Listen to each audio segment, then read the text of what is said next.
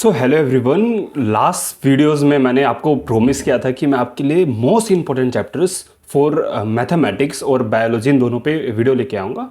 और मैथमेटिक्स पे मैं काफ़ी दिनों से काम कर रहा हूँ और इसके साथ ही मैं पैरेलली मैथमेटिक्स के चैप्टर वाइज पीवाईक्यूज़ पे भी काम कर रहा था, जिससे मैं थोड़ा आइडिया ले पाऊँ कि कौन कौन से टॉपिक्स ज़्यादा इंपॉर्टेंट है, कौन कौन से चैप्टर्स ज़्यादा इंपॉर्टेंट है। तो ये वीडियो काफ़ी ही मेहनत से बना रहा हूँ मैं, काफ़ी मेहनत किया मैंने पीवाईक्यूज़ को देखने में, एनालाइज करने में। ऐसा नहीं है कि ये एक दिन में ही बैठ के मैंने वीडियो के लिए टॉपिक्स बना लिए। ये हफ्तों की थोड़ी मेहनत है, कई हफ्तों की मेहनत है, जो मैं आपको आज बताने वाला हूँ कि आपके लिए कौन कौन से बेस्ट और मोस्ट इम्पोर्टेंट चैप्टर्स हो सकते हैं, जिसके थ्रू आपके बहुत ही अच्छे नंबर आ सकते हैं मैथमेटिक्स में। नो, मैं ये नहीं कहूँगा कि आप आउट ऑफ आउट स्कोर कर लोगे।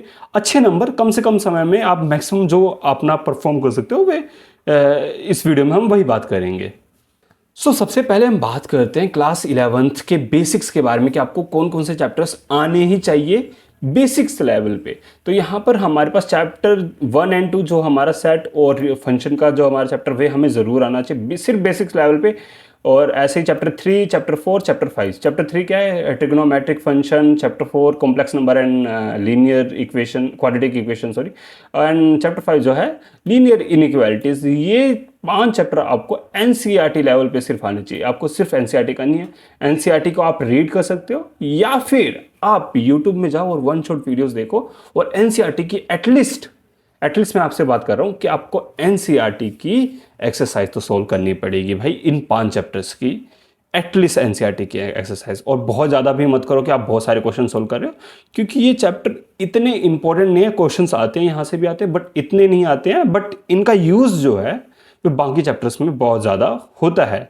ये और बाकी चैप्टर्स के कॉन्सेप्ट के साथ इन चैप्टर्स के कॉन्सेप्ट को मिक्स करके क्वेश्चंस पूछे जाते हैं। तो आपको एटलीस्ट बेसिक्स आने चाहिए, जिससे अगर कोई कॉन्सेप्ट मिक्स करके पूछा गया है तो आप उसका आंसर कर पाओ। और अगर आप एनसीईआरटी लेवल पे भी कर लेते हो तो भी ऐसे चांसेस रहेंगे कि आप 1-2 क्वेश्चंस कर पाओ। एनसीईआरटी लेवल के क्वेश्चंस भी आते हैं मैथमेटिक्स में, थोड़े एनसीईआरटी लेवल से ऊपर आते हैं, बट चांसेस रहेंगे कि आप उन क्वेश्चंस को भी सोल्व कर पाओ। और बाकी चैप्टर्स में जो कॉन्सेप्ट मिक्स करके पूछेंगे वे भी आप यहाँ वहाँ पर जाके आंसर कर पाओ। तो अब हम बात करते हैं कि यहाँ पर सबसे मोस्ट इम्पॉर्टेंट टॉपिक्स कौन कौन से हैं क्लास 11th में मैथमेटिक्स के। तो यहाँ पर एक सेक्शन है, एक पूरा का पूरा यूनिट है, जो कि है कोऑर्डिनेट जियोमेट्री। अगर आप ये करे बिना चले गए ना कोऑर्डिनेट जियोमेट्री, तो आप बहुत ही अपने आप को कोसोगे, क्योंकि इसमें से हर साल क्वेश्चंस आते हैं अच्छे खासे नंबर। किसी साल 2-3 क्वेश्चन, 4 क्वेश्चन तक आए हैं। क्वेश्चन आएंगे ही आएंगे, इसमें से 2 क्वेश्चन 3 क्वेश्चन तो आएंगे ही आएंगे हर साल। और इसमें टॉपिक्स क्या क्या है? Chapter 9 and chapter 10 of NCERT book. But अगर आप सिर्फ एनसीईआरटी करके जाओगे कोऑर्डिनेट ज्योमेट्री के लिए, तो चांसेस रहेंगे कि आप क्वेश्चन मिस कर लो। और मैं नहीं चाहता कि आप इस टॉपिक में से क्वेश्चन मिस करो, क्योंकि ये थोड़ा इजी टॉपिक भी है। तो आपको एटलीस्ट आपको जेई मेंस लेवल पे इस टॉपिक को करके जाना है। एटलीस्ट आपको जेई मेंस लेवल पे। तो जेई मेंस की कोई भी जाओ प्लेलिस्ट चेक करो कोऑर्डिनेट ज्योमेट्री के लिए, जो मैंने आपको एक लास्ट वीडियो में मैंने आपको बताया भी था। मैं सीरीज़ का नाम भूल गया हूँ। पीडब्ल्यू की एक सीरीज़ चल रही है अभी 1 मंथ के लिए, वन शॉट टाइप वीडियोस उसमें डाली जा रही हैं, तो उसे आप जाके ज़रूर चेक कर सकते हो। उसके अलावा आप जेई मेंस के पीवाईक्यू इसके अटेंड कीजिए। और चैप्टर वाइज पीवाईक्यू तो मैं आपको आईआईटी के प्रोवाइड कर दूंगा, पर सिर्फ चैप्टर वाइज पीवाईक्यू के आईआईटी के चैप्टर वाइज पीवाईक्यू से आपका ज़्यादा कुछ नहीं होएगा, क्योंकि नंबर ऑफ क्वेश्चंस काफ़ी कम है और आपको प्रैक्टिस अच्छी खासी इस यूनिट में आपको ज़रूर करनी चाहिए। तो आपको जेई मेंस की पीवाईक्यू ज़रूर एटलीस्ट इस यूनिट के लिए आप करिए, मैं आपको ये ज़रूर कहूँगा।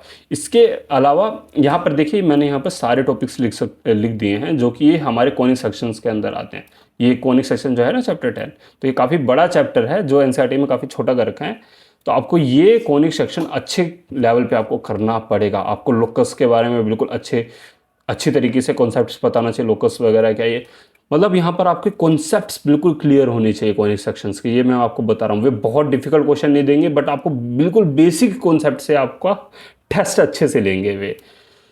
और इसके अलावा चैप्टर 11 3D जियोमेट्री, ये इतना इंपॉर्टेंट नहीं है जितना कॉनिक सेक्शन है, लेकिन क्या है कि फैक्टर एंड 3D जो बाद में है, जो क्लास 12th में, उसमें ये थोड़ा बहुत यूज़ होएगा, इसलिए आपको ये चैप्टर भी आना चाहिए।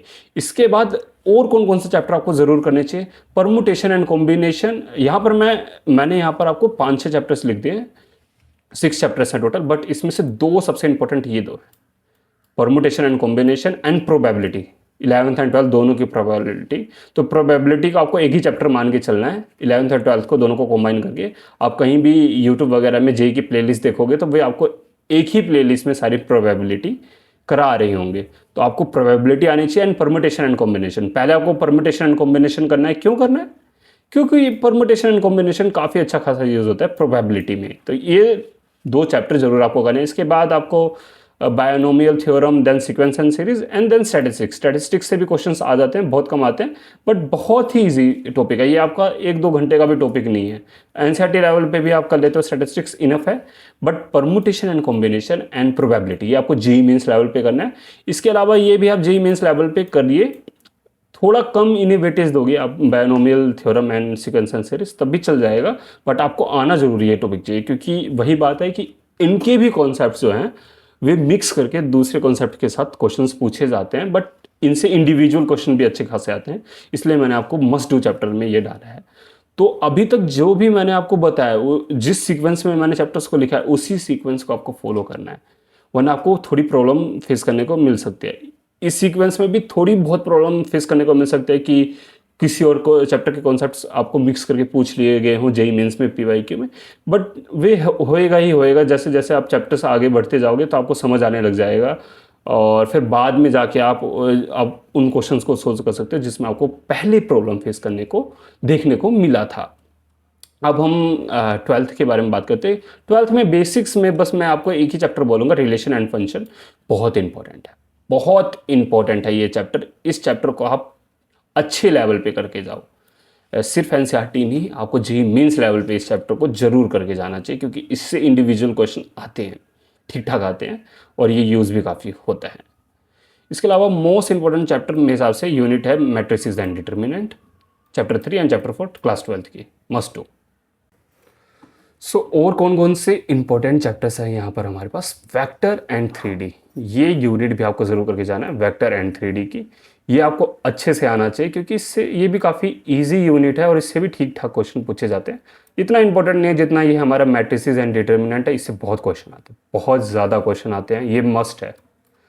एंड इसके बाद भी अगर आपके पास टाइम बचता है तो आप कैलकुलस कर सकते हो। कैलकुलस से बहुत क्वेश्चन पूछे जाते हैं, बट कैलकुलस में क्या है कि ये डिफ़िकल्ट है थोड़ा, और पीसीबी वालों को काफ़ी डिफ़िकल्ट लगेगा, इसलिए मैंने इसे लास्ट में रखा है। अगर आपके पास फिर भी टाइम बचा है, आप बहुत ही टॉप इंस्टीट्यूट्स को टारगेट कर रहे हो, आईआईसी बैंगलोर, आईआईटीएम मद्रास को, तो आप कैलकुलस के बारे में सोचिए। बट ऐसा मत कीजिए कि आप पहले ही कैलकुलस करने लग जाओ और बाकी सब टॉपिक्स छोड़ दो, क्योंकि वे इजी हैं। कैलकुलस में भी क्या है कि आपको सीक्वेंस में काम करना पड़ेगा। यहाँ पर आपको क्लास 11th का चैप्टर नंबर 12 जो लिमिट्स एंड डेरिवेटिव है ये पहले करना होगा, एंड इसका क्लास 12th की जो मॉड्यूल है वे तो पूरी की पूरी कैलकुलस से भरी ही पड़ी है। 5, 6, 7, 8, 9 ये सारे कैलकुलस के टॉपिक्स हैं, इन्हें आप कर सकते हो। कैलकुलस आपको एटलीस्ट जेईई मेंस लेवल पे करना पड़ेगा, तभी कुछ हो पाएगा, वरना कोई फ़ायदा नहीं है कैलकुलस करने का, क्योंकि अच्छे लेवल के कैलकुलस के क्वेश्चंस पूछे जाते हैं एज अ एप्टीट्यूड टेस्ट में।